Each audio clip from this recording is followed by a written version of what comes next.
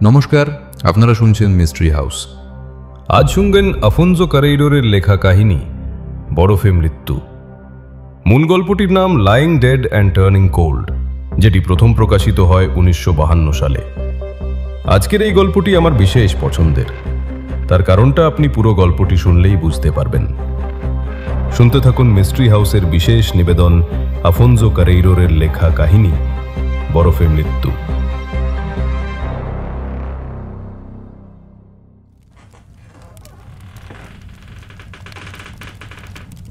আমার মামা তার বিশাল শরীরটা জাঁকিয়ে বসলেন চেয়ারে, আড়াআড়ি করে রাখা পা দুটো সোজা করলেন এবং তার পা দুটি দৃঢ়ভাবে পুরু নরম কার্পেটের ওপর রাখলেন। তারপর হাত বোলালেন তার ঘন গোঁফে। একটু পর গলা পরিষ্কার করে বলতে শুরু করলেন তিনি, তুমি যদি বারাদাসদা সেরা থেকে বেরিয়ে বারানকাসের দিকে রাস্তা ধরো, কুর্তোজেন্দো থেকে প্রায় 10 মাইল যাওয়ার পর তুমি একটা কাঁচা রাস্তা দেখতে পাবে, যেটা সরু পাইন গাছের জঙ্গল আর কঠোর শীতে ক্ষয় হয়ে যাওয়া বড় বড় পাথরের মধ্যে দিয়ে চলে গেছে। রাস্তাটা দীর্ঘ আর অসমতল। অনেক দূরে উঁচু পাহাড়ের উপরে একটা পাথুরে ঊষর ঢালে লুকিয়ে আছে ধূসর আর নিঃসঙ্গ গ্রাম পেদ্রেগর্দা। মাত্র কয়েকটা বাড়ির একটা ছোট গুচ্ছ বরফে ঢাকা। গার্ডিয়ান্স হল, যেখানে সিলভেস্ট্রে থাকে, সেটা একটা বিশাল পাহাড়ি বাড়ি, প্রায় একটা প্রাসাদের মতো। গ্রামের থেকে একটু উঁচুতে একটা সমতল আর ফাঁকা জমিতে এটা একাই দাঁড়িয়ে আছে। তোমাকে বলি, আমি আর 5টা সাধারণ মানুষের মতোই ভূত বা কোনো অলৌকিক জিনিসে বিশ্বাস করি না, কিন্তু মাঝে মাঝে মন কেমন যেন ভেসে যায় আর অদ্ভুত সব চিন্তা মাথায় চেপে বসে। আমরা সবাই সিলভেস্ট্রের বাড়িতে জড়ো হয়েছিলাম। পরিবেশটা ছিল থমথমে, আগুনের আভা ছিল দুর্বল, বাতাসে ল্যাম্পের তেলের গন্ধ ভাসছিল আর জানলাগুলো সব বন্ধ ছিল। এই সব কিছু মিলিয়ে জায়গাটাকে কেমন যেন ভুতুড়ে মনে হচ্ছিল। তার উপর আমরা সবাই একই কারণে চিন্তিত ছিলাম, তিয়াগো। তার নামটাই যেন বাড়িটার উপর একটা কালো ছায়া ফেলছিল। মনে হচ্ছিল যেন সবাই কোনো একটা খারাপ ঘটনার অপেক্ষায় আছে, ঠিক যেভাবে একজন শিকারী কোনো বন্য পশুর আক্রমণের জন্য অপেক্ষা করে। আমার মামা একটু থামলেন আর আমাদের চারপাশের আবছা আলোর দিকে তাকিয়ে রইলেন। তার গল্পটা বেশ জমে উঠেছিল, তাই আমি আরাম করে বসে একটা সিগারেট ধরালাম। দেখে মনে হচ্ছিল তিনি যেন কোনো অপ্রীতিকর স্মৃতি মনে করছেন, আর আমি তার স্বচ্ছ চোখের মধ্যে ভয় দেখতে পেলাম। তিনি একটা দীর্ঘশ্বাস ফেলে আবার বলতে শুরু করলেন, তিয়াগো ছিল এক সাংঘাতিক মাতাল, সবচেয়ে খারাপ ধরনের। সে উদ্দাম জীবনযাপন করত আর সব কিছুতেই তার বাড়াবাড়ি।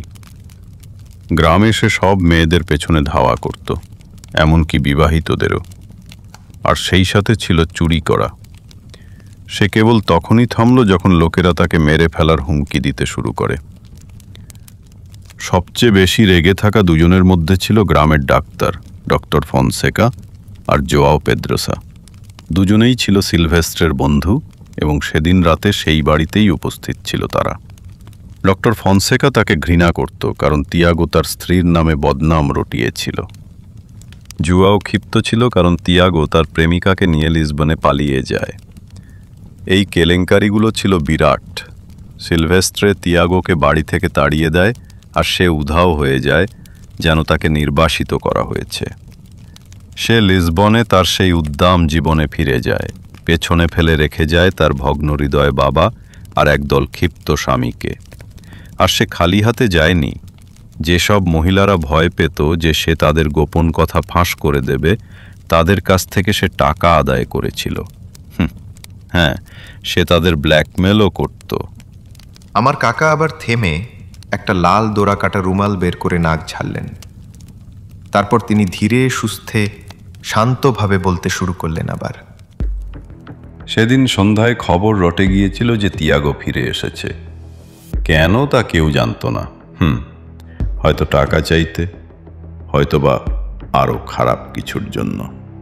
যখন তোমার কাকিমা অ্যানা আর আমি গার্ডিয়ান্স হলে পৌঁছালাম, তখন বেশ অন্ধকার হয়ে গেছে। হাঁটার পথেই খুব ভারী তুষারপাত শুরু হলো। অ্যানা বারবার বলছিল আমাদের ফিরে যাওয়া উচিত, কিন্তু আমি একগুঁয়ে ছিলাম এবং এগোতে লাগি। গরম থাকার জন্য আমরা হাত দোলাতে দোলাতে আর পা ঠুকতে ঠুকতে বরফের মধ্যে দিয়ে এগিয়ে চললাম। মাঝে মাঝে বরফের নিচে চাপা পড়া পাথরে হোঁচট খাচ্ছিলাম, আর ব্যথা পাওয়া পায়ে খোঁড়াতে খোঁড়াতে এড়িয়ে যাচ্ছিলাম সেগুলোকে। অবশেষে ঠান্ডায় জমে গিয়ে আর ক্লান্ত হয়ে আমরা গার্ডিয়ানস হোলে পৌঁছাই। ডক্টর ফনসেকার স্ত্রী মাটিল্ডে দরজা খুললেন। আমরা আমাদের টুপি খুলে প্রবেশ পথের একটা বড় সিন্দুকের ওপর রাখলাম। বাড়িটা দোতলা, নিচতলায় প্রবেশ পথ থেকে একটা লম্বা রাস্তা করিডোরের দিকে চলে গেছে।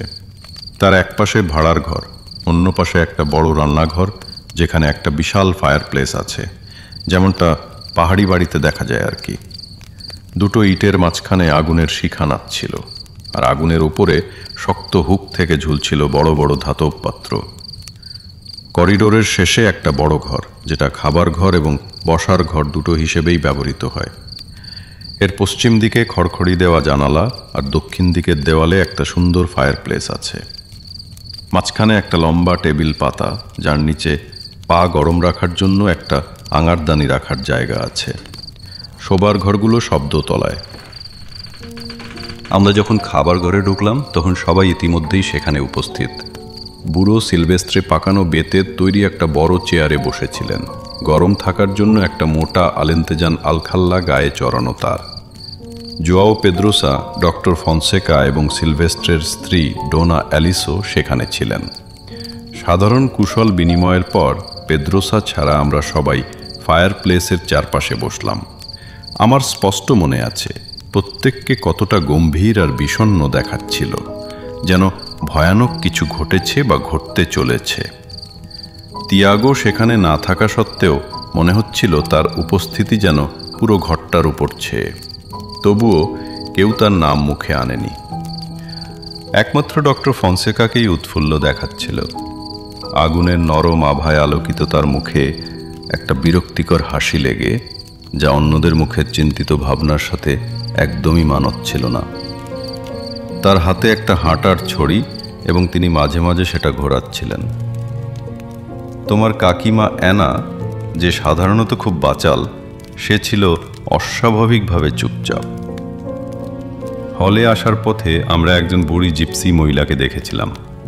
তার অবস্থা ছিল ভয়াবহ, প্রায় অর্ধনগ্ন। তার কালো চামড়া ভেদ করে বুকের পাঁজরের হাড় বেরিয়ে আসছিল এবং তাকে ঢাকার জন্য ছিল শুধু একটা নোংরা শাল। এই দৃশ্যটা অ্যানাকে ভীষণভাবে নাড়িয়ে দিয়েছিল। তার যেন মনে হচ্ছিল যে সেই রাতে যে অদ্ভুত ঘটনাগুলো ঘটবে তার সাথে ওই বুড়ি মহিলার কোনোভাবে একটা যোগসূত্র আছে। বোঝাই যাচ্ছিল। আনা তার কথা ভাবা বন্ধ করতে পারছিল না, কারণ হঠাৎ সে বলে উঠল, আমার খুব ভয় করছে। আসার পথে যে জিপসি মহিলাকে দেখেছিলাম তার কথাই বারবার মনে পড়ছে। জোয়াও পেদ্রোসা সঙ্গে সঙ্গে আমাদের দিকে ঘুরে তাকায়। তার প্রতিক্রিয়া দেখেই আমি বুঝতে পারলাম যে আনার কথাটা তার কাছে বিশেষ কোনো অর্থ রাখে। ডোনা অ্যালিস আর মাটিল্ডে সেলাই থামিয়ে কৌতূহলী চোখে আনার দিকে তাকালো। একটা জিপসি মহিলা? মাটিল্ডে জিজ্ঞেস করল। কোন জিপসি মহিলা? যাকে আমরা রাস্তায় দেখলাম। আনা বুঝিয়ে বলল। দেখতে একদম ডাইনির মতো। কি ভয়াবহ অবস্থা! তার চোখ দুটো, হে ঈশ্বর, বিড়বিড় করে কি সব বলছিল, আমরা কিছুই বুঝতে পারছিলাম না। আমার তো মনে হলো সে মাতাল ছিল। বুড়ো সিলভেস্ট্রে মুখ থেকে পাইপটা নামিয়ে একটু ধোঁয়া ছাড়লেন। তিনি আগুনের দিকে এমনভাবে তাকিয়ে রইলেন যেন অন্য কোনো দিকে তার মন নেই। মাটিল্ডে তার কোলের ওপর ছুঁচগুলো রাখে। তাই নাকি? আনা মাথা নাড়িয়ে হাতটা হালকাভাবে নেড়ে তার ভয়টা প্রকাশ করল। সত্যি বলছি, আমার খুব ভয় লেগেছিল। ডক্টর ফনসেকা সামনে ঝুঁকে বললেন, ওটা নির্ঘাত সিডালিয়া। সিডালিয়া? আমি জিজ্ঞেস করলাম। হ্যাঁ, লোকে ওকে নিয়ে নানা রকম আষাঢ়ে গল্প বলে। পেদ্রোসা আগুনের আরও কাছে সরে এলো। আমি যেখানটায় বসেছিলাম সেখান থেকে তার কপালের গভীর ভাঁজ আর তার উদাস স্থির দৃষ্টি দেখতে পাচ্ছিলাম। মনে হচ্ছিল যেন সে গভীর চিন্তায় মগ্ন, বা কোনো কিছু তাকে তাড়া করে বেড়াচ্ছে। আমি মনে মনে ভাবলাম, লোকটাকে কেমন যেন অস্বাভাবিক লাগছে। ভেতরে ভেতরে কোনো একটা বিষয় ওকে খুব কষ্ট দিচ্ছে নিশ্চয়ই। সে ঠোঁটের ফাঁকে শক্ত করে চেপে রাখা একটা সিগারেট থেকে ছোট ছোট ধোঁয়ার কুণ্ডলি ছাড়ছিল। ডক্টর ফনসেকা নিচু ভাবলেশীন গলায় যোগ করলেন, গ্রামের লোকেরা বলে ওটা একটা ডাইনি, আর ও যে বাড়িতে থাকে সেই বাড়িটাকে ওরা প্যাচার বাড়ি বলে ডাকে। থামুন থামুন! দুহাতে মাথা চেপে ধরে জোয়াও পেদ্রোসা চেঁচিয়ে উঠল, ওই মহিলাকে নিয়ে আর কোনো কথা বলবেন না। ডোনা অ্যালিস তাড়াতাড়ি পরিস্থিতি শান্ত করতে বললেন, আচ্ছা চলুন ডক্টর, এবার প্রসঙ্গ পাল্টাই। তারপর তিনি আনার দিকে ঝুঁকে ফিসফিস করে বললেন, মেয়েটা ওকে ছেড়ে যাওয়ার পর থেকে জুয়াও খুব উত্তেজিত হয়ে আছে। সে তার দিন কাটায় পাহাড়ে ঘুরে বেরিয়ে, অথবা পাথরের ওপর শুয়ে আকাশের দিকে তাকিয়ে। ইদানিং তার মধ্যে অদ্ভুত সব আচরণ দেখা যাচ্ছে। সে ভাবে কেউ তাকে মেরে ফেলার চেষ্টা করছে, এবং সে বিশ্বাস করে যে এর সাথে ওই বুড়ি মহিলার কোনো যোগসূত্র আছে। সে বলে নাকি রাতে সে প্যাঁচার ডাক শুনতে পায়।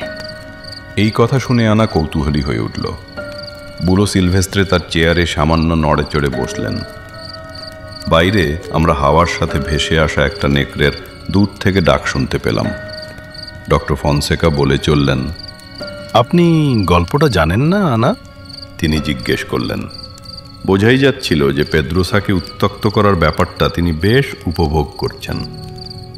আমরা সবাই যুবকটির দিকে তাকালাম, এই ভয়ে যে সে হয়তো আবার রাগে ফেটে পড়তে পারে। ডোনা অ্যালিস ডাক্তারকে থামানোর চেষ্টা করলেন, কিন্তু তিনি তার কথায় কান না দিয়ে শুরু করলেন নিজের গল্প বলা। প্রায় 50 বছর আগে, ডাক্তার বলতে শুরু করলেন, লিসবনের একজন লোক এখানে কাছাকাছি একটা বাড়ি বানানোর সিদ্ধান্ত নিয়েছিলেন। কাকতালীয়ভাবে সেই সময়ই জায়গাটা ছিল বুড়ির পাথর নামে পরিচিত।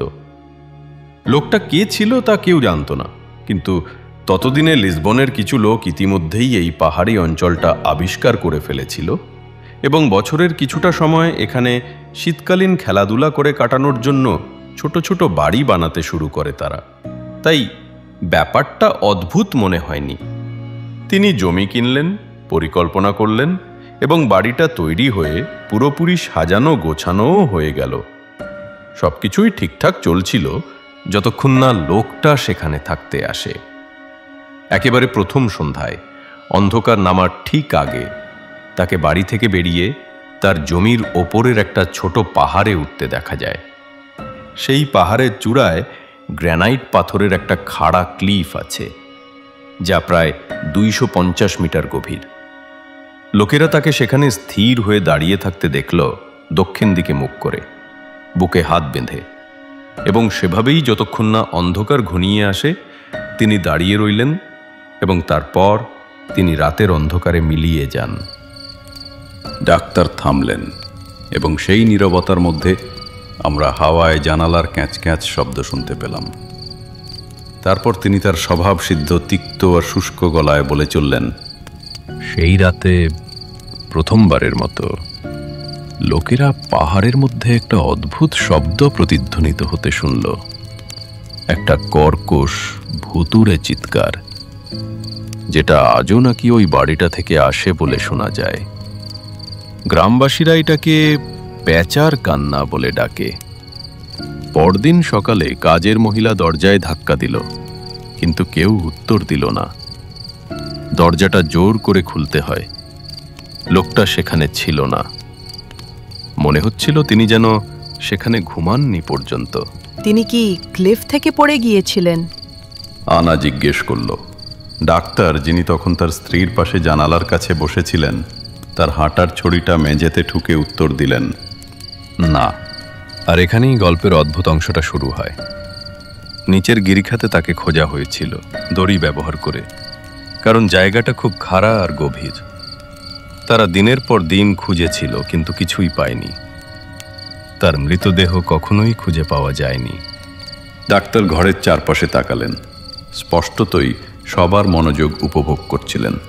তিনি একটা চাপা হাসি হাসলেন। তিনি হয়তো লিসবনে ফিরে গেছেন, আমি বললাম। হয়তো ট্রেন ধরে চলে গেছেন আর ফিরে আসেননি। ডাক্তারের মুখের হাসি আরও চওড়া হলো। ব্যাপারটা হলো, আগের দিন বরফ পড়েছিল। লোকটা যখন ক্লিফের দিকে হেঁটে যায়, বরফের ওপর পায়ের ছাপ পড়েছিল তার। সেই ছাপগুলো সেখানেই ছিল। সেই রাতে আর বরফ পড়েনি। বরফটা একদম অক্ষত ছিল, শুধু ওই পায়ের ছাপগুলোই দেখা যাচ্ছিল সেখানে। সে পড়ে যায়নি, সে ফিরেও আসেনি। আর তাই তিনি কথাটা শেষ করলেন না। ওই অসমাপ্ত আর তাই গল্পটাকে আরও ভয়ঙ্কর করে তোলে। আমাদের প্রত্যেকেই মনে মনে এমন কিছুর কথা ভাবলাম যা মুখে বলা যায় না। এরপর ওই বাড়িতে আর কেউ কখনো বাস করেনি। কোনো আত্মীয় স্বজন আসেনি, কোনো আইনজীবীও আসেনি। মনে হচ্ছিল যেন কারো কোনো মাথা ব্যথা নেই। বাড়িটা ধীরে ধীরে ধ্বংসস্তূপে পরিণত হলো। ছাদ ধসে পড়ল।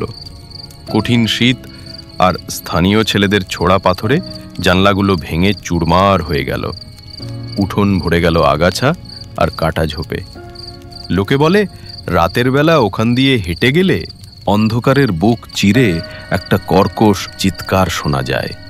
তারা বলে ওটা প্যাঁচার কান্না, কারণ এখন ওই ধ্বংসস্তূপে প্যাঁচারা বাস করে। আবার অনেকে বিশ্বাস করে যে লিসবনের সেই লোকটা আসলে কখনোই চলে যায়নি। সে এখনো ওখানেই আছে, জায়গাটা পাহারা দিচ্ছে, যাতে আর কেউ কখনো সেখানে ঢুকতে না পারে। এক রাতে গ্রামের একজন লোক বাজি ধরেছিল যে সে ওখানে এক রাত থাকতে পারবে। লোকেরা দূর থেকে দেখল সে খোলা দরজা দিয়ে হেঁটে অন্ধকারের মধ্যে অদৃশ্য হয়ে গেল। সেই রাতে পুরো গ্রাম প্যাঁচার সেই তীব্র ভয়ঙ্কর কান্না শুনতে পায়। লোকটিকে আর কখনো দেখা যায়নি। বাড়ির চারপাশের বরফে ঢাকা মাঠে কোনো চিহ্ন না রেখেই সে উধাও হয়ে যায়। এখন সিডালিয়া ওখানে থাকে। তিনি শেষের কথাগুলো এমন এক শীতল এবং শয়তানি ভরা গলায় বললেন, যেন একটা কুয়োর মধ্যে একটা ভারী পাথর ফেলা হয়েছে। এজন্যই লোকে বলে ও শয়তানের সাথে চুক্তি করেছে। ডোনা অ্যালিস কাঁপা গলায় তার ক্রোশেটের কাজ থেকে চোখ তুলে পেদ্রোসার দিকে তাকিয়ে বললেন। পেদ্রোসা দাঁড়িয়েছিল দেওয়ালের পাশে। তার হাত কাঁপছিল এবং কপালে গভীর ভাঁজ স্পষ্ট দেখা যাচ্ছিল। তুমি ঠিক আছো তো, জুয়াও? ডোনা অ্যালিস উদ্বেগের সাথে জিজ্ঞেস করলেন। সে হালকা করে মাথা নাড়ে, কিন্তু ক্লান্ত গলায় বলল, আমার মনে হয় আমি ইদানিং ভালো নেই। প্রতি রাতে আমি ওকে নিয়ে ভয়ঙ্কর স্বপ্ন দেখি। তুমি সিদালিয়ার কথা বলছো? হ্যাঁ, সিদালিয়া আর প্যাঁচার ডাক। ডোনা অ্যালিস তার দিকে এগিয়ে গিয়ে আলতো করে তার কাঁধে হাত রাখলেন। প্যাঁচার ডাক? তুমি ঠিক কি স্বপ্ন দেখো? তিনি নরম গলায় জিজ্ঞেস করলেন। পেদ্রোসা এক মুহূর্ত স্থির হয়ে রইল।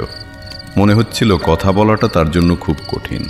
তারপর অবশেষে সে বলল, আমি স্বপ্ন দেখি যে আমি খুব ভয়ানকভাবে মারা যাচ্ছি। শুয়ে আছি বরফের মধ্যে। একটা অদ্ভুত প্রাণী আমাকে আক্রমণ করছে। আমার মনে হয় ওটা সিদালিয়া। আমি অনুভব করি নখ আমার গলা চেপে ধরছে, রক্তে ভেজা লাল নখ। আমি কখনো পালাতে পারি না। ডোনা অ্যালিস তার কপাল থেকে একগোছা লাল চুল সরিয়ে দিলেন। ডাক্তার তার দিকে এমনভাবে তাকালেন যার দৃষ্টিতে অর্ধেক কৌতূহল আর অর্ধেক বিদ্রুপ মেশানো ছিল।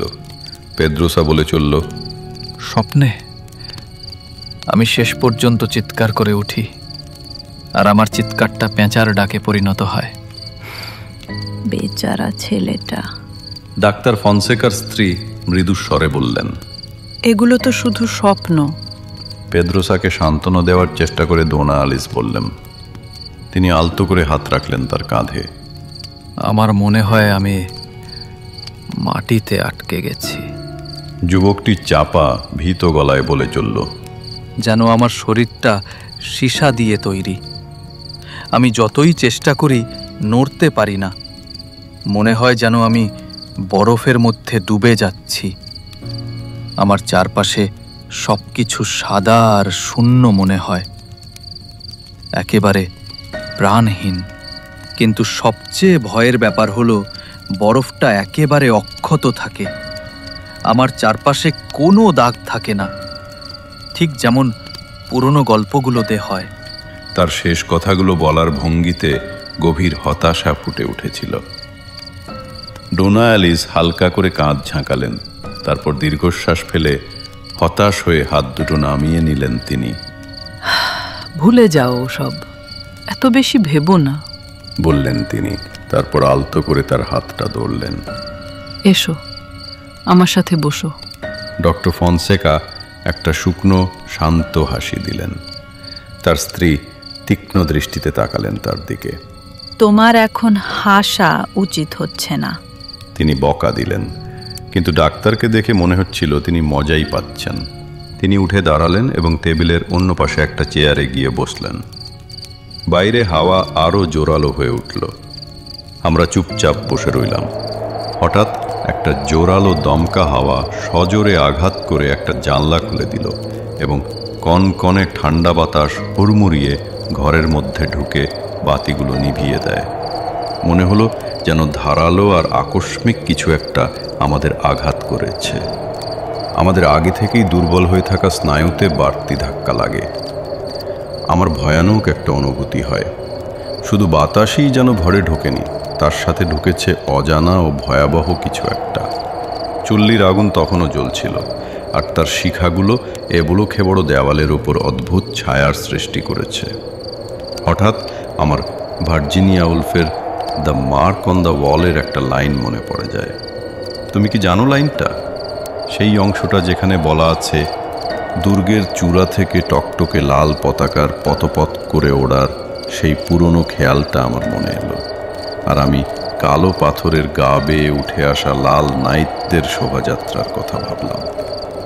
আগুনের দিকে তাকিয়ে থাকতে থাকতে এই ছবিটাই আমার মনে ভেসে উঠল। আমরা সবাই নিঃশব্দে আগুনের শিখার দিকে তাকিয়েছিলাম, আতঙ্কিত। অন্যদিকে কাঠের গুঁড়িগুলো ফাটছিল আর ছিটকে উঠছিল লাল স্ফুলিঙ্গ। অবশেষে ডোনা অ্যালিস আবার বাতিগুলো জ্বালাতে সক্ষম হলেন।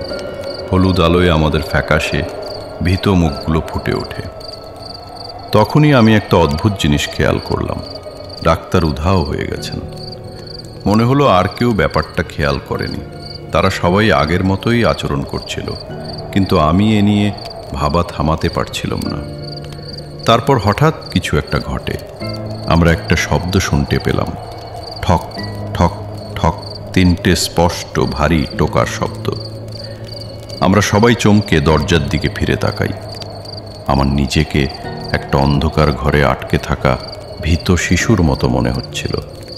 দরজায় কি কেউ টোকা দিল? ডোনা অ্যালিস নার্ভাসভাবে জিজ্ঞেস করলেন। কি সাংঘাতিক রাত! জানি না কেন, কিন্তু সামান্য শব্দেও আমার বুকটা কেঁপে উঠছে। সত্যিই কি কেউ টোকা দিয়েছে? আমি শান্ত থাকার চেষ্টা করে জিজ্ঞেস করলাম। আমরা একে অপরের দিকে তাকালাম। সিলভেস্ট্রের মুখটা ভাবলেশহীন ছিল, পাথরের মতো।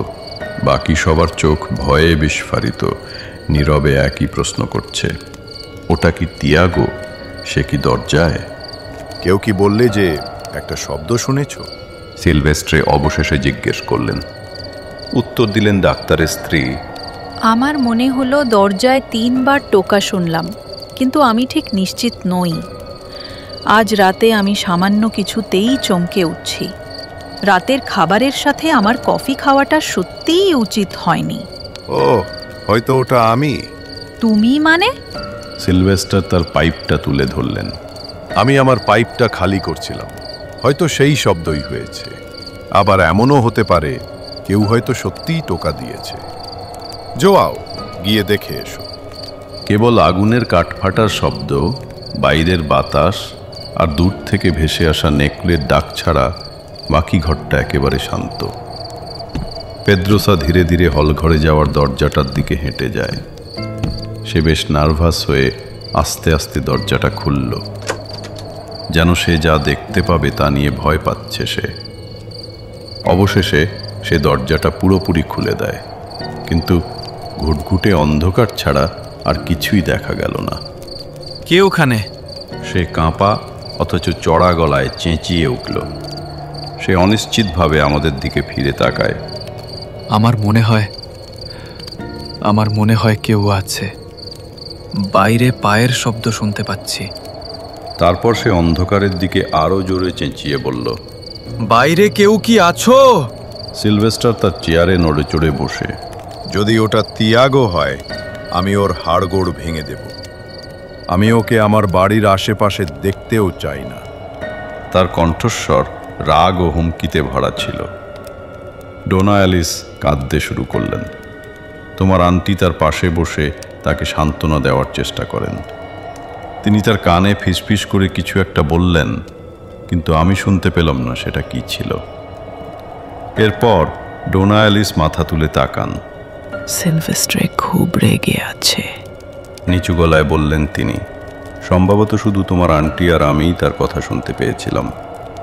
যখন থেকে ও জানতে পেরেছে যে তিয়াগো ফিরে এসেছে, তখন থেকে ও আর স্বাভাবিক নেই। আমার ভয় করছে, খুব খারাপ কিছু একটা ঘটতে চলেছে। বৃদ্ধ সিলভেস্টার সেখানে দাঁড়িয়ে রইল। আশেপাশের কোনো কিছুতেই তার যেন কোনো ভ্রুক্ষেপ নেই। তার সমস্ত মনোযোগ ছিল কেবল সামনের অন্ধকার দরজাটার দিকে। পেদ্রোসা আবার চেঁচিয়ে ওঠে, কে ওখানে? কে? অন্ধকারের ভেতর থেকে আমরা একটা ক্ষীণ শব্দ শুনতে পেলাম, যেন মাটির অনেক গভীর দিয়ে জল বয়ে যাওয়ার মতো শব্দ। তারপর পেদ্রোসা বলল, ওহ, এটা তুমি? কে ও? সিলভেস্ট্রে তীক্ষ্ণভাবে জিজ্ঞেস করল। পেদ্রোসা ঘরে ফিরে আসে। তার মুখ ফ্যাকাশে হয়ে গেছে আর হাত দুটো কাঁপছিল আগের চেয়েও বেশি। ডাক্তার ফনসেকা, আতঙ্কিত গলায় বলল সে।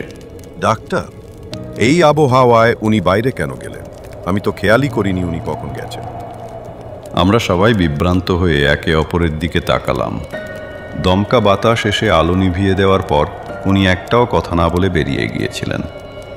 আবছা আলোয় আমরা এখন ডাক্তারের অবয়বটা দেখতে পাচ্ছিলাম। লম্বা কালো আলখাল্লায় ঢাকা। তাকে দেখে মনে হচ্ছিল যেন ছায়ার মধ্যে দাঁড়িয়ে থাকা এক শকুন। সবাই একটু স্বস্তি পেয়েছে। ডোনা অ্যালিস স্বস্তির নিঃশ্বাস ফেললেন। আমরা সবাই গভীর শ্বাস নিলাম। বাপ রে ডাক্তারবাবু, আপনি তো প্রায় ভয় পাইয়েই দিয়েছিলেন। সিলভেস্ট্রে বললেন। তার মুখের ভাব স্বাভাবিক হয় আর তিনি চেয়ারে হেলান দিয়ে বসলেন। আরে বন্ধু, শান্ত হও। শান্তভাবে বললেন ডাক্তার, আমি শুধু একটু পায়চারি করতে বেরিয়েছিলাম। তারপর হালকা শ্লেষের সাথে যোগ করলেন, পরের বার থেকে অনুমতি নিয়েই যাব। তাকে দেখে মনে হচ্ছিল খুব নির্বিকার আর আত্মতৃপ্ত, যেন কিছুই ঘটেনি। আমি তো ভাবতেই পারছি না এই ঝড়ের মধ্যে আপনি কি করে বাইরে গেলেন। ডোনা অ্যালিস বললেন। এই বাতাস, সেই সাথে ঠান্ডা আর বরফ। তিনি শীতে কেঁপে উঠতে নিজের শালটা আরও ভালো করে জড়িয়ে নিলেন। জোয়াও পেদ্রোসা উঠে দাঁড়ায়। আপনার জন্য একটা কম্বল এনে দেব? সিলভেস্ট্রের স্ত্রী কৃতজ্ঞ দৃষ্টিতে তাঁর দিকে তাকালেন। হ্যাঁ, ধন্যবাদ, মৃদুস্বরে বললেন তিনি। পেদ্রোসা আবার দরজার দিকে এগিয়ে যায়। তার লম্বা পাতলা শরীরটা কোটের নিচে সামান্য দুলছিল আর তার বিশাল হাত দুটো এক অদ্ভুত প্রায় আনাড়ি ভঙ্গিতে নড়াচড়া করছিল। তারপর হঠাৎ আমাদের কানে আসে একটা দীর্ঘ টানা কান্নার মতো শব্দ। এমনিতেই ভয়ে সিটিয়ে থাকা মন এটাতে আরও আতঙ্কিত হয়ে উঠল। ওটা পেঁচার ডাক। ডোনা অ্যালিস ভয়ে ফিস ফিস করে বললেন। আমি দেখলাম দরজার কাছে পেদ্রোসা হোঁচট খেল। শব্দটা যেন তাকে সজোরে একটা ঝাঁকুনি দিয়েছে, ঠিক যেমন কেউ দুঃস্বপ্ন থেকে জেগে ওঠে। সে আমাদের দিকে ঘুরে তাকায়। তার চোখে ছিল এক বন্য আতঙ্কিত দৃষ্টি। সে নিজের মাথাটা দুহাতে চেপে ধরে কাঁপা কাঁপা গলায় ফিস ফিস করে বলল, আমি এটা করতে পারবো না। আমার ভয় করছে, আমি আর সহ্য করতে পারছি না। আমরা টান টান উত্তেজনা নিয়ে নিঃশব্দে একে অপরের দিকে তাকালাম। ডাক্তার ফনসেকা তার হাঁটার ছড়িটা তুলে হাওয়ায় ঘোরালেন। ভয়? তিনি বললেন। তার গলার স্বর ছিল তীক্ষ্ণ, প্রায় খেলাচ্ছলের মতো, কিন্তু সেই থমথমে পরিবেশে তা শীতল আর অস্বস্তিকর শোনালো। পেদ্রোসা কেঁপে ওঠে, তারপর যেন মনস্থির করে ফেলল সে দ্রুত দরজার দিকে এগিয়ে গিয়ে অন্ধকারের মধ্যে পা রাখে। আমরা হলওয়ের মধ্যে ওর পায়ের আওয়াজ শুনতে পেলাম। ধুপ ধুপ ধুপ। প্রত্যেকটা পদক্ষেপ বুকের ওপর এক একটা ঘুষির মতো লাগছিল। ধুপ ধুপ ধুপ, ধীর, ভারী, স্পষ্ট। ডাক্তারের স্ত্রী ঠোঁট কামড়ে ধরে মুখে হাত চাপা দিলেন। সিলভেস্ট্রে একদম স্থির হয়ে বসেছিল, যেন খোদাই করা পাথর। ধুপ ধুপ ধুপ, তারপর নিস্তব্ধতা। পেড্রোসা প্রবেশ পথে থেমে যায়। ডাক্তারের মুখের হাসি মিলিয়ে গেছে। সিলভেস্ট্রের বেতের চেয়ারটা হালকা ক্যাঁচ করে ওঠে। এই সময় হঠাৎ হলওয়ে থেকে একটা অদ্ভুত চাপা কান্নার শব্দ ভেসে এলো, যেন কোনো আহত পশুর আর্তনাদ। সবাই চমকে উঠল। তারপর কানে এলো একটা ধড়াস শব্দ, দরজার ক্যাঁচক্যাঁচানি আর একটা হালকা চিৎকার। হলওয়ের অনেক গভীরে একটা অদ্ভুত আকৃতি দেখা দেয়, যা এক বিচিত্র আলোয় ক্ষীণভাবে জ্বলজ্বল করছে। শুনতে পেলে? হলওয়ে থেকে প্রায় অভিযোগের সুরে পেড্রোসা চিৎকার করে বলল, শুনলে? ওটা পেঁচার ডাক। ওর গলা শুনে মনে হচ্ছিল ও পুরোপুরি উন্মাদ হয়ে গেছে। শোনো! ভাঙা পাগলাটে গলায় সে আবার চিৎকার করে উঠল। বাইরে থেকে বাতাস গর্জন করে ওঠে, সেই সাথে নেকড়েদের ডাক।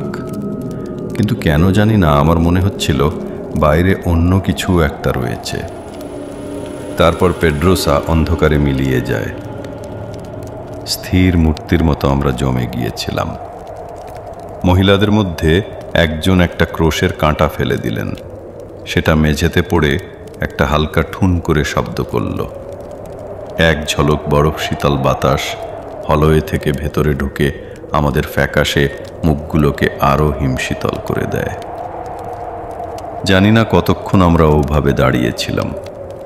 তারপর ডাক্তার কথা বলে উঠলেন, শান্ত কিন্তু তিক্ত স্বরে, যেন কোনো অভিশাপ দিচ্ছেন।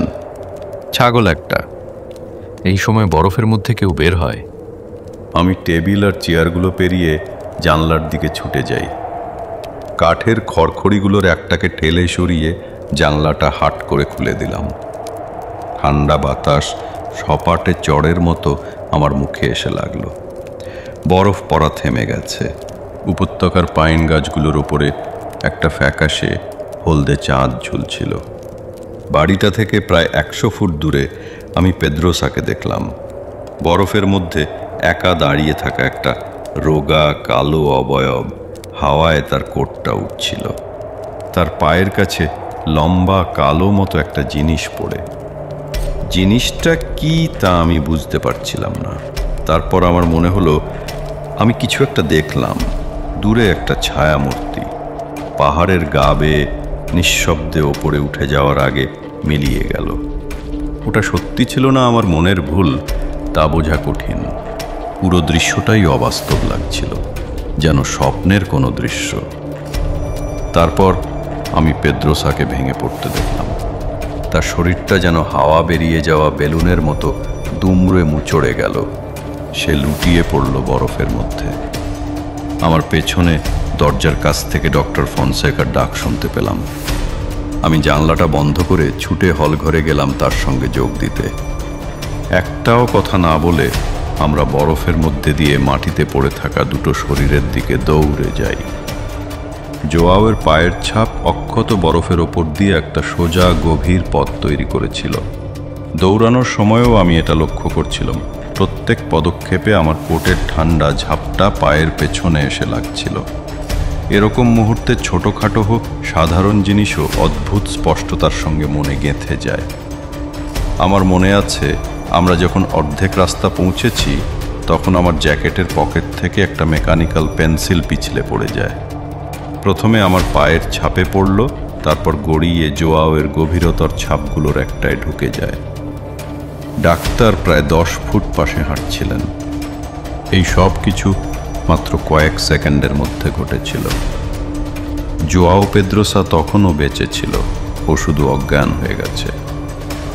তার পাশে বরফের মধ্যে চিত হয়ে শুয়েছিল একজন লোক, তার চোখ দুটো বিস্ফারিত, অপলক দৃষ্টি। ডাক্তার নিচু গলায় কিছু একটা বলে তার পাশে হাঁটু গেড়ে বসলেন। তিনি লোকটার হাত তুলে নাড়ি দেখার চেষ্টা করলেন, কিন্তু পেলেন না। লোকটার শরীরটা তখন শক্ত আর ঠান্ডা হয়ে গেছে। তার এক হাতে ছিল একটা দুমড়ানো না ধরানো সিগারেট। কাছেই বরফের মধ্যে একটা খোলা সিগারেটের বাক্স আর কয়েকটা ছড়ানো ছিটানো সিগারেট পড়ে। আমি এই সব কিছুই দেখছিলাম, প্রায় কিছু না ভেবেই লক্ষ্য করে যাচ্ছিলাম শুধু। কিন্তু আমার মনের মধ্যে একটা অনুভূতি দানা বাঁধতে শুরু করেছিল। ওই দুজন লোকের চারপাশে কোনো পায়ের ছাপ ছিল না। জোয়াওয়ের পায়ের ছাপ ঠিক যেখানে সে পড়েছিল সেখানেই শেষ হয়ে গেছে। ডাক্তার আর আমার ছাপ আমাদের নিজেদের পায়ের কাছেই শেষ। অন্য সব জায়গার বরফ ছিল একেবারে অক্ষত। আর তারপর আমি লোকটার ফ্যাকাশে প্রাণহীন মুখটা দেখলাম। এ তো তিয়াগো।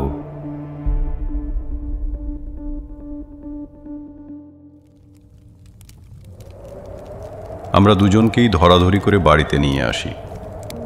মহিলারা তিয়াগোর দেহ নিয়ে ওপরে রইলেন, আর ডাক্তার ও আমি জোয়াও পেদ্রোসার জ্ঞান ফেরানোর চেষ্টা করতে লাগলাম। রাতের ওই অংশটা একটা দুঃস্বপ্নের মতো মনে হচ্ছিল। আমার মনে আছে তিয়াগোর দেহটা সিঁড়ি দিয়ে ওপরে তোলার সময় আমি কাঁপছিলাম। আমি ওর পা দুটো ধরেছিলাম তখন। তারপর আমাকে আবার ওই ঠান্ডার মধ্যে বাইরে যেতে হলো জোয়াওকে আনতে। আমি ওকে বরফের ওপর দিয়ে টেনে আনি, আর সারাক্ষণ ফার্নান্দো পেসোয়ার একটা কবিতার কথা ভাবছিলাম, মায়ের খোকা। কবিতার একটা স্তবক আমার মাথায় অনবরত ঘুরপাক খাচ্ছিল। শূন্য প্রান্তরে, যাকে এক উষ্ণ বাতাস উত্তপ্ত করে, বুলেটে এফুড় ওফুড়, এপার থেকে ওপার, সে মোড়ে পড়ে আছে আর ঠান্ডা হয়ে যাচ্ছে। তার পকেট থেকে খসে পড়েছে ছোট্ট সিগারেটের বাক্সটা, যা তার মা তাকে দিয়েছিল। সেটা অক্ষত আর সুন্দর, সেই সিগারেটের বাক্স। অকেজো হয়ে গেছে সেই, দুহাত ছড়িয়ে, শ্বেত সোনালি চুলো আর রক্তহীন। সে তাকিয়ে থাকে এক ক্লান্ত ও অন্ধ দৃষ্টিতে হারানো আকাশের দিকে। সেই মুহূর্তে আমি আর নিশ্চিত ছিলুম না যে মায়ের খোকা কে ছিল, কবিতার সেই ছেলেটি নাকি বরফের মধ্যে খুঁজে পাওয়া এই প্রাণহীন মানুষটি। কিন্তু তিয়াগো আসলে মারা গেল কিসে? আমার কাকা ধীরে ধীরে আমার দিকে ঘুরলেন আর হাত দিয়ে ইশারা করলেন, যার স্পষ্ট মানে ধৈর্য ধরো। দাঁড়াও, আমি তো তোমাকে গল্পের প্রায় সবটাই বলেছি, এবার আমাকে ঠিক মতো শেষ করতে দাও। তিনি একটু হেলান দিয়ে বসলেন এবং বললেন, যখন আমি বুঝলাম তিয়াগোর শরীরের চারপাশে কোনো পায়ের ছাপ নেই, তখনই আমার মনে হলো এটা অবাস্তব কিছু, যেন কোনো কল্পকাহিনীর ঘটনা। চেস্টারটনের সেই গল্পটার কথা মনে আছে, যেখানে এক জাদুকর বরফের ওপর দিয়ে পায়ের ছাপ না ফেলে উড়ে যেত? ঠিক সেই কথাটাই আমার মাথায় এসেছিল। তিয়াগো ফিরে এসেছিল। সে বরফের মধ্যে দাঁড়িয়েছিল, আর বরফ তার পা ঢেকে দিয়েছিল। একরাশ অক্ষত সাদা বরফের মাঝে সে যেন এক একাকী ছায়া। বাবার বাড়িতে ঢোকার সাহস তার ছিল না, যেখানে সে আর স্বাগত নয়। আবার চলে যাওয়ার সাহসও তার ছিল না। আমি চোখ বন্ধ করে কল্পনা করলাম সে ওই ঠান্ডার মধ্যে অন্ধকার আকাশের নিচে একা দাঁড়িয়ে আছে। কল্পনা করলাম সে তার ছোট্ট সিগারেটের কেসটা বের করছে, একটা সিগারেট ধরাচ্ছে। আর ঠিক তখনই কেউ একজন তার গলা টিপে ধরল। যে আঙুলগুলো তার প্রাণ কেড়ে নিয়েছিল, তার কালো দাগ তখনও স্পষ্ট ছিল ওর গলায়। আমি আরও জানার জন্য অধৈর্য হয়ে হাত দুটো মুঠো করলাম, কিন্তু কাকা আমার প্রতিক্রিয়ায় গুরুত্ব না দিয়েই শান্তভাবে বলে চললেন, যখন আমরা ওকে ভেতরে নিয়ে এলাম, ওর শরীরটা জমে বরফ হয়ে গিয়েছিল। ডাক্তার বললেন ও 8 ঘন্টারও বেশি সময় ধরে মৃত। কনকনে ঠান্ডায় শরীর কত দ্রুত জমে শক্ত হয়ে যায়, রিগর মর্টিস, তা নিয়ে তিনি লম্বা একটা ব্যাখ্যা দিলেন। কিন্তু তিনি নিশ্চিত ছিলেন তিয়াগো 8 ঘন্টারও বেশি আগে মারা গেছে। এই সময় আমি মনে মনে যে তত্ত্বটা খাড়া করেছিলাম সেটা মাথা থেকে ঝেড়ে ফেললাম। এবার মন দিয়ে শোনো। কাকা সামনের দিকে ঝোঁকে বললেন, এই জায়গাটাই খুব গুরুত্বপূর্ণ। আমরা মৃতদেহটা বরফের ওপর পড়ে থাকতে দেখলাম। আমাদের নিজেদের পায়ের ছাপ ছাড়া চারপাশে আর কোনো ছাপ ছিল না।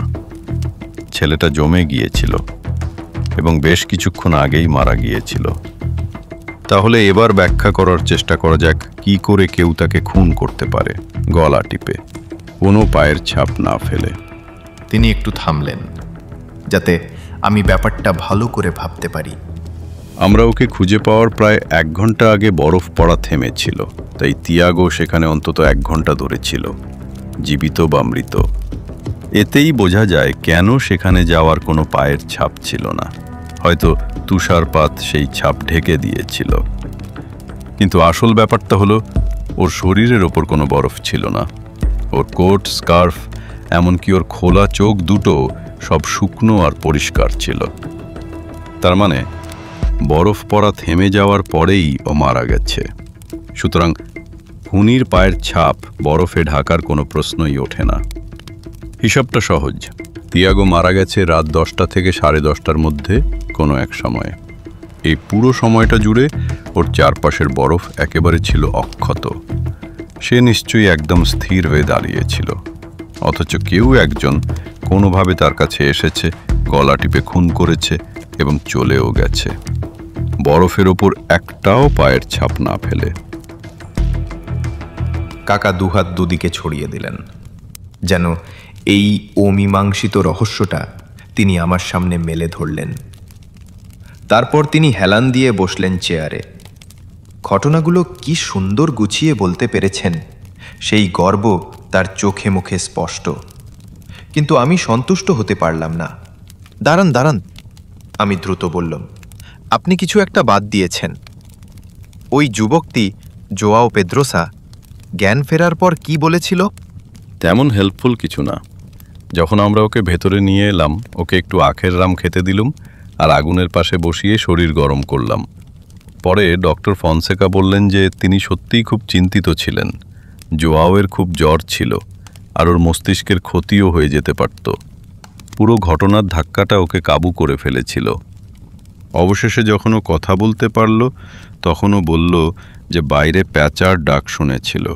ও দরজাটা খুলে বরফের ওপর কিছু একটা পড়ে থাকতে দেখে সোজা সেটার দিকে ছুটে যায়। সেখানে পৌঁছে ও বুঝতে পারল যে ওটা তিয়াগো। তারপরও জ্ঞান হারায়। ওহ, দাঁড়াও, ও অবশ্য বলেছিল যে ওর মনে হয়েছিল যেন একটা কালো ছায়ার মতো কিছু মালভূমির ওপর দিয়ে উড়ে গেল। আমরা ভেবেছিলাম আধা অচেতন অবস্থায় ওটা হয়তো ওর মনের ভুল, কিন্তু পরে বুঝি আমরা নিজেরাই ভুল ছিলাম। আমি এবার উত্তেজিত হয়ে সামনে ঝুঁকলাম। কোনটা? আমি বললাম, কারণ আমার মনে হচ্ছিল এটাই একটা গুরুত্বপূর্ণ সূত্র। জোয়াও পেদ্রোসা যা বলেছিল সেই ব্যাপারেই বলছি। মালভূমির ওপর দিয়ে উড়ে যাওয়া ওই কালো ছায়াটার কথা। তার মানে ওটা ওর মনের ভুল ছিল না? না। আমার কাকা গম্ভীরভাবে উত্তর দিলেন, আমি ওই অদ্ভুত মহিলা সিদালিয়ার কথা আর লিসবন থেকে আসা সেই নিখোঁজ লোকটার কথা ভাবতে শুরু করি। এদের মধ্যে কি কোনো যোগসূত্র থাকতে পারে? ওটা কি সেই সিদালিয়া মহিলা? আমি ভয়ে ভয়ে জিজ্ঞেস করলাম। ধৈর্য ধরো খোকা, বারবার কে খুন করেছে তা অনুমান করার কোনো মানে হয় না। আসল প্রশ্নটা তিয়াগোকে কে খুন করেছে সেটা নয়, বরং খুনটা কিভাবে করা হয়েছে। কিন্তু এটা কিভাবে সম্ভব তা আমি কোনোভাবেই ভেবে পাচ্ছিলাম না। দেহটা কি বাড়ি থেকে অনেক দূরে পাওয়া গিয়েছিল? আমি জিজ্ঞেস করলাম। প্রায় 100 ফুট দূরে। মালভূমির ওপর কোনো গাছ, বেড়া বা অন্য কিছু ছিল? একেবারে কিচ্ছু না। শুধু বাড়িটা আর তার পেছনে একটা চেস্টনাট গাছ। বাকিটা আমার হাতের তালুর মতো সমান আর ফাঁকা। তিনি জোর দেওয়ার জন্য তার শক্ত হাতটা আমাকে দেখিয়ে বললেন। তখন আমার মাথায় আরেকটা বুদ্ধি এলো। এমনটা কি হতে পারে যে কেউ একজন আগেই সেখানে হেঁটে গিয়েছিল, আর আপনাদের মধ্যে কেউ, হয়তো আপনি, পেদ্রোসা বা ডাক্তার, ভুল করে খুনির পায়ের ছাপের ওপর পা ফেলে সেগুলো মুছে দিয়েছেন? না, আমি স্পষ্ট করে বলছি, আমার আর ডক্টর ফনসেকার পায়ের ছাপগুলো নতুন ছিল, এ ব্যাপারে আমি নিশ্চিত। আর পেদ্রোসার পায়ের ছাপগুলো আমরা বাড়ি থেকে বেরোনোর আগেই আমি জানালা দিয়ে পরিষ্কার দেখেছিলাম। যখন আমরা বাইরে ছুটে গেলাম, আমাদের সামনের বরফ একেবারে অক্ষত ছিল। পরে আমি আবার পরীক্ষা করে দেখেছি, পেদ্রোসার পায়ের ছাপগুলো তাজা আর সোজা ছিল। তার পক্ষে অন্য কারো লুকানো ছাপের ওপর ঠিকঠাক পা ফেলা সম্ভবই না। আর তাছাড়া যদি আগেই কোনো পায়ের ছাপ থাকতো, তাহলে সেগুলো মৃতদেহের দিকে যেত এবং সেখান থেকে ফিরেও আসতো, কিন্তু সেরকম কিছুই ছিল না। আমি কিছুই বুঝতে পারছি না। হয়তো পায়ের ছাপগুলোতে অদ্ভুত কিছু ছিল। আমার কাকা আরও সোজা হয়ে বসলেন। একটা কথা আমি তোমাকে কথা দিতে পারি, আমরা তিনজন, আমি, পেদ্রোসা আর ডক্টর ফনসেকা, মসৃণ অক্ষত বরফের ওপর দিয়ে ছুটে গিয়েছিলাম। এটা ওই থিওরিটাকে পুরোপুরি বাতিল করে দেয়। আর সত্যি বলতে কি, ওই রকম একটা থিওরি রহস্যটার সৌন্দর্য কমিয়ে দেয়। সৌন্দর্য কমিয়ে দেয়? আপনি কি বলতে চাইছেন এর কোনো সমাধান আছে? আমি প্রায় হতাশ হয়েই জিজ্ঞেস করলাম, গল্পটা কি এখানেই শেষ? সেই রাতে কি আর কিছু ঘটেছিল? এরপর আর গুরুত্বপূর্ণ কিছু ঘটেনি। তিনি বললেন। আমি এক মুহূর্ত ভাবলাম। কোনো সুযোগই ছিল না, কারোরই সেই সুযোগ ছিল না। কিন্তু উদ্দেশ্য? তিয়াগোকে কে খুন করতে চাইবে? আমার কাকা দীর্ঘশ্বাস ফেললেন। বরাবরের মতোই প্রায় প্রত্যেকেরই কোনো না কোনো কারণ ছিল, কিন্তু এভাবে এর সমাধান হবে না খোকা। প্রত্যেকে? আমি অবাক হয়ে জিজ্ঞেস করলাম। হ্যাঁ, প্রত্যেকে। তিয়াগো একজনের প্রেমিকা কেড়ে নিয়েছিল, আবার অন্য একজনের স্ত্রীকে প্রলুব্ধ করেছিল। এমনকি কেউ কেউ বলতো সে ওই মহিলাকে ব্ল্যাকমেল করত। মহিলার লেখা কিছু লজ্জাজনক চিঠি দেখিয়ে দেওয়ার ভয় দেখিয়ে টাকা চাইত। এমনকি ওর নিজের বাবাও হয়তো নিয়ন্ত্রণ হারিয়ে ওর ওপর হামলা করতে পারতেন। আর কে জানে, হয়তো সিদালিয়াও। কাজেই তুমি বুঝতেই পারছো, উদ্দেশ্য আমাদের কোনো কাজেই আসবে না। তিনি ঠিকই বলেছিলেন, উদ্দেশ্যের কোনো অভাব ছিল না। আমি মনে মনে ঘটনাগুলো আবার সাজিয়ে নিলাম। রাত 10টা থেকে 10:30টার মধ্যে, বরফ অক্ষত, গলা টিপে হত্যা, সবাই বাড়ির ভেতরে। তখন আমার একটা কথা মনে পড়ে যায়, ডক্টর ফনসেকা তো কিছুক্ষণের জন্য বাড়ি থেকে বেরিয়েছিলেন। আমি জিজ্ঞেস করলাম, বরফ পড়ার আগে না পরে? পরে। আর তার পায়ের ছাপ? সেগুলো সদর দরজা থেকে শুরু হয়ে মৃতদেহের উল্টো দিক দিয়ে বাড়িটা ঘুরে আবার একই পথে ফিরে এসে ভেতরে ঢুকেছিল। আমিও ওটা ভেবেছিলাম খোকা, কিন্তু ছাপগুলো ওরকমই ছিল। তার পায়ের ছাপ কখনোই তিয়াগোকে যেখানে পাওয়া গিয়েছিল সেদিকে যায়নি। তাহলে ডাক্তার বাইরে থাকার সময় নিশ্চয়ই তিয়াগোকে, বা অন্তত ওর দেহটাকে দেখেছিলেন। তিনি বিপদ সংকেত দেননি কেন? তিনি বললেন যে তিনি ওদিকে তাকাননি। আমি মাথা চুলকালাম। আমার মনে হচ্ছিল এই সব কিছুর মধ্যে নিশ্চয়ই এমন কোনো ছোটোখাটো বিষয় আছে যা আমি ধরতে পারলেই পুরো রহস্যটা জট ছাড়িয়ে যাবে। ঠিক যেন জট পাকানো সুতোর বল থেকে সঠিক সুতোটা টেনে বের করার মতো। আমি কাকাকে এই কথাটা বললাম। ঠিক তাই খোকা, তিনি উত্তর দিলেন। সেই রাতে আমারও ঠিক এমনই লাগছিল। জানো তো, কখনো কখনো তুমি অগোছালো টেবিলের ওপর কিছু একটা খোঁজো, আর জিনিসটা তোমার চোখের সামনেই থাকা সত্ত্বেও তুমি দেখতে পাও না। ঠিক সেরকমই লাগছিল। কিন্তু তারপর হঠাৎই আমার মাথায় একটা বিষয় ঝিলিক দিয়ে ওঠে, আর আমি সবটা দেখতে পেলাম, একদম সহজ আর স্পষ্ট। স্পষ্ট? আমি সন্দেহ প্রকাশ করে জিজ্ঞেস করলাম। ঝর্ণার জলের মতো স্বচ্ছ। আমার কাকা আনন্দের সঙ্গে বললেন। এটা অসম্ভব। তাহলে আপনি নিশ্চয়ই গল্পটা খারাপভাবে বলেছেন কাকা। তার মুখে আপত্তির ছাপ ফুটে উঠল। খারাপভাবে বলেছি বললেই হলো। আমি তোমাকে প্রতিটি ঘটনা ঠিক যেভাবে ঘটেছিল সেভাবেই বলেছি। ভুলটা হয়েছিল ওই ঘটনাগুলো থেকে মানুষ যে সিদ্ধান্তে পৌঁছেছিল সেখানে। ডাক্তার, তাহলে উনি? আমি চেঁচিয়ে উঠলাম। এবার আমার কাকা সত্যিই বিরক্ত হলেন। আরে বাবা, এভাবে আন্দাজে চেঁচানো বন্ধ করো। তুমি পারলে ঠিকভাবে সমাধান করার চেষ্টা করো। লজ্জিত এবং শ্রদ্ধাবনত হয়ে আমি নরম সুরে বললাম, সরি, আপনি ডাক্তারের ব্যাপারে বলছিলেন। কিছুক্ষণ গজগজ করার পর আর টেবিলের ওপর আঙুল ঠোকার পর আমার কাকা অবশেষে শান্ত হলেন এবং বলতে শুরু করলেন। যখন ডাক্তার বললেন যে তিয়াগো 8 ঘন্টারও বেশি সময় ধরে মৃত, সেই কথাটাই আমাকে ভুল পথে চালিত করেছিল। তাহলে তিনি ভুল বলেছিলেন? আমি বাধা দিয়ে বললাম। তিনি যা ভেবেছিলেন রিগার মর্টিস কি তার চেয়েও দ্রুত শুরু হতে পারত। হয়তো পেদ্রোসা যখন ওকে খুঁজে পায় তখন তিয়াগো আসলে মারাই যায়নি। হয়তো ও শুধু ঠান্ডায় জমে যাচ্ছিল আর ডাক্তার ভুল বুঝেছিলেন। আমি আমার থিওরি নিয়ে গর্বিত হয়ে হেলান দিয়ে বসলাম, কিন্তু আমার কাকার হাবভাব দেখে মনে হচ্ছিল তিনি এক্ষুনি গালাগাল দিয়ে বসবেন।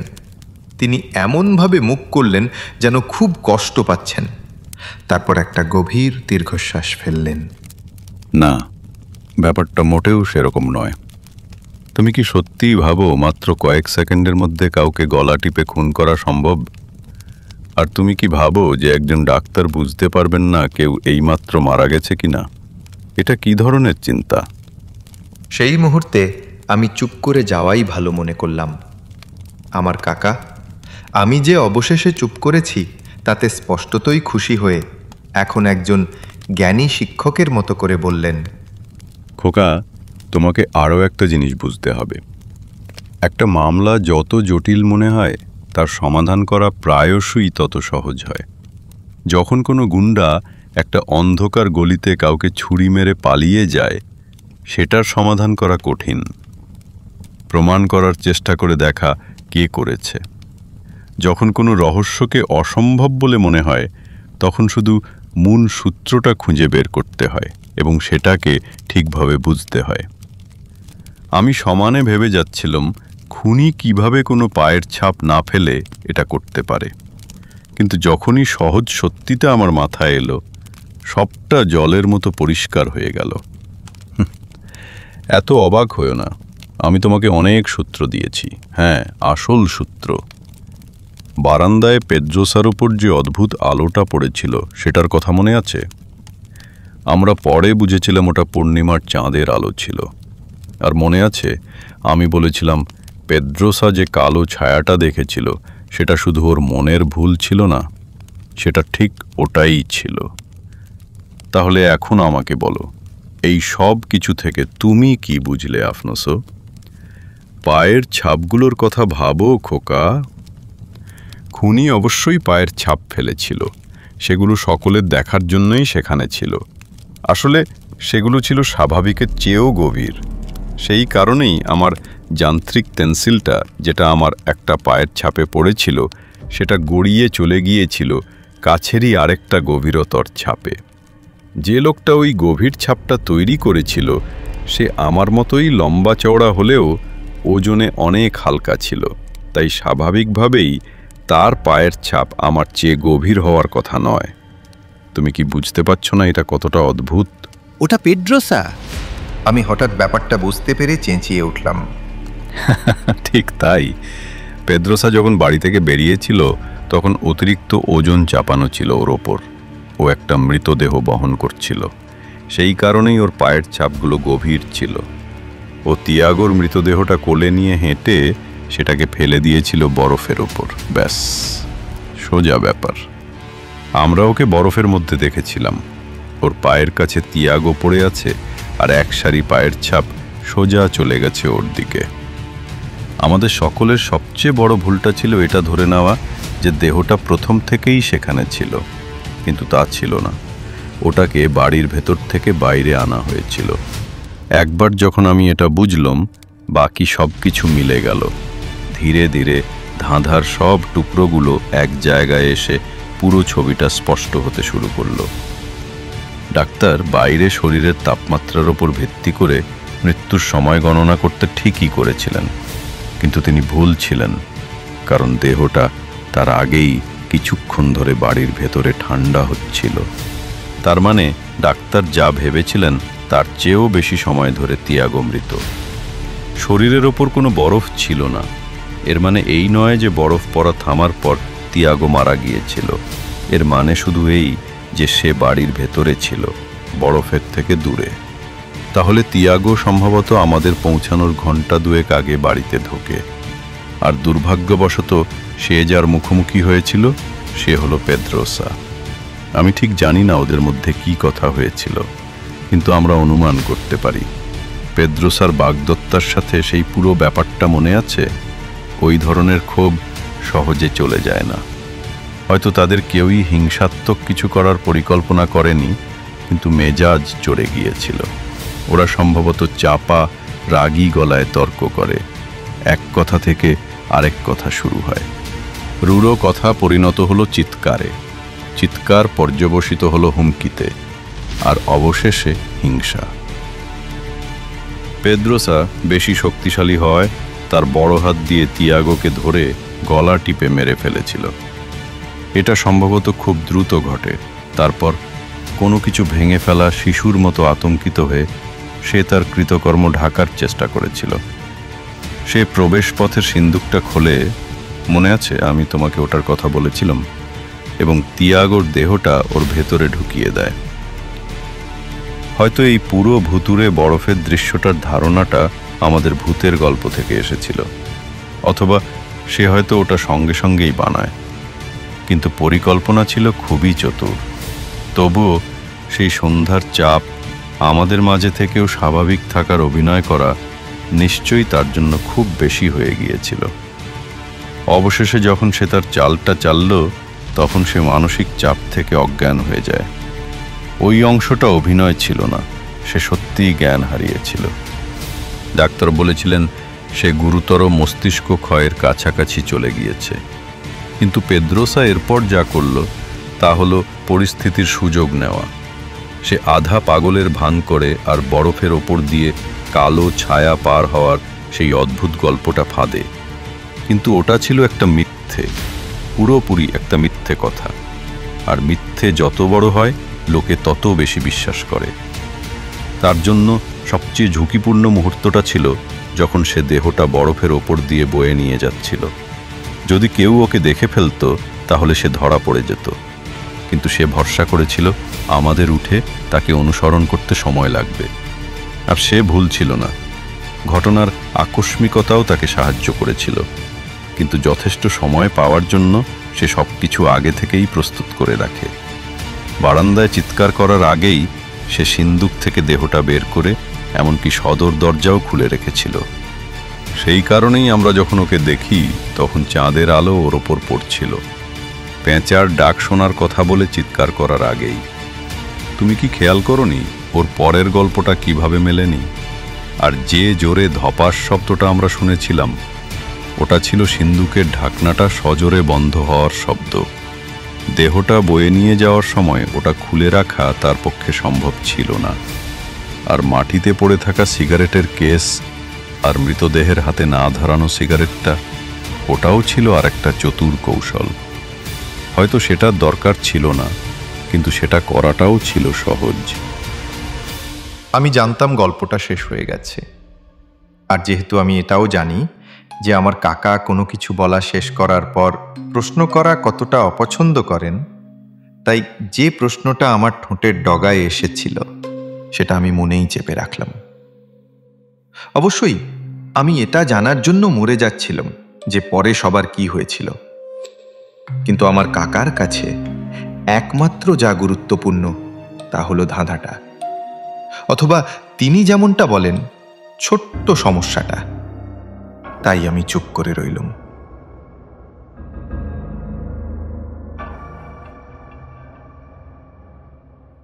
শুনছিলেন আফোনজো কারেইরোর লেখা কাহিনী বরফে মৃত্যু। গল্পটি কেমন লাগলো জানাতে পারেন কমেন্টে। কোনো গল্পের সাজেশন থাকলে সেটাও লিখতে পারেন। সামনের সপ্তাহে ফিরে আসছি নতুন আরও একটি গল্প নিয়ে। সকলে ভালো থাকবেন, সুস্থ থাকবেন।